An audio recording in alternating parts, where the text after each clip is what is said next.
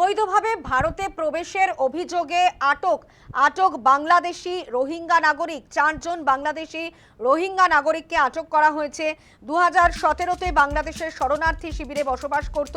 19শে August অবৈধভাবে ভারতে প্রবেশের অভিযোগ। নিউ জলপাইগুড়ি স্টেশন থেকে আটক করা হয় 4 বাংলাদেশি রোহিঙ্গা নাগরিককে। আপনাদের সেই ছবি দেখাচ্ছি। আটক 4 বাংলাদেশি রোহিঙ্গা নাগরিক অবৈধভাবে ভারতে প্রবেশের অভিযোগে আটক। নিউ জলপাইগুড়ি স্টেশন থেকে আটক করা হয় 4 জনকে।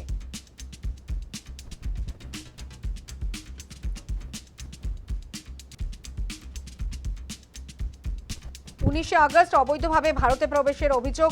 আটক 4 বাংলাদেশি রোহিঙ্গা নাগরিক। 2017-তে বাংলাদেশের শরণার্থী শিবিরে বসবাস করত।